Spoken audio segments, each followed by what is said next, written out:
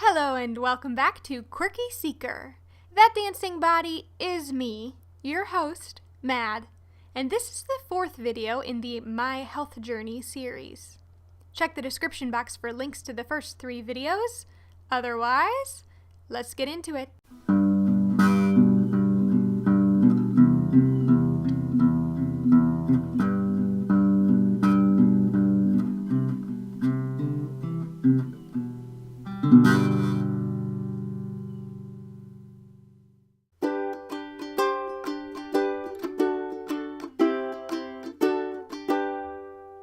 I was living that green smoothie life, eating all the veggies, eating all the plant foods that I could, and I was cutting back significantly on sugar.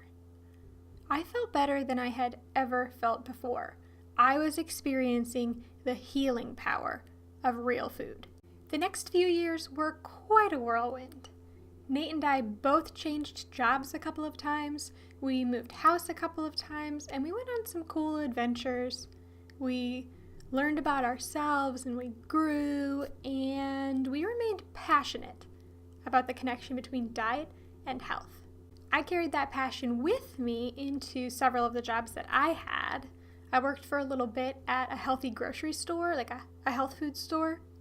I worked for a bit at a juice and smoothie shop, which was pretty awesome.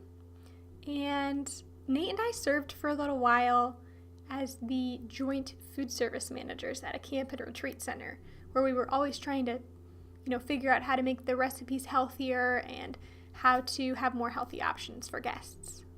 Nate and I remained convinced that veganism was the direction that we were heading in. Probably raw vegan. Definitely whatever the most nutrient-dense diet that we could eat was, because that was what I was really after. I didn't want to do veganism because I didn't want to kill animals or because I thought it was better for the environment. I did it primarily because I thought that was what was best for my health. And I thought it was awesome that on the side, it was better for the animals and the environment. So we ate vegan at home and we served vegan food to our guests, but we hadn't fully committed yet. We didn't go out telling all of our friends and family, we're vegan, because we wanted to be 100% on board with it before we told everybody about it. I had had a bad experience in the past with making an announcement about a life change that I had decided on, and then realizing very shortly afterwards that actually that was the wrong choice. And so I was extra cautious with this whole vegan thing. But we ate vegan at home. When we went out to potlucks or for dinner at friends' houses, we ate whatever was served to us. We ate lots of kale and quinoa. We ate rice and beans and plantains and any whole foods that we could that were plant-based. No meats, no dairy, no animal foods of any kind.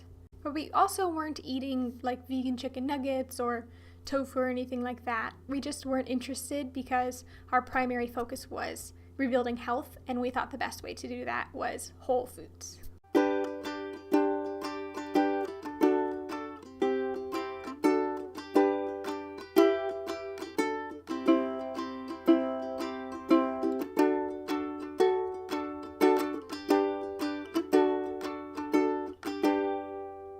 I was the one bringing the veggie platter and hummus to events.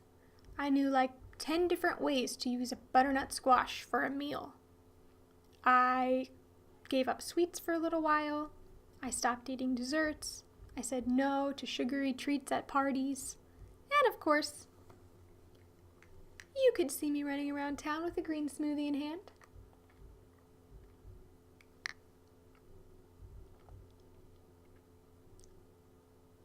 But that was not all. Everyone said, "You're so healthy." But the thing they didn't know was that I had a really bad comfort eating problem, accompanied by a pretty strong sugar addiction.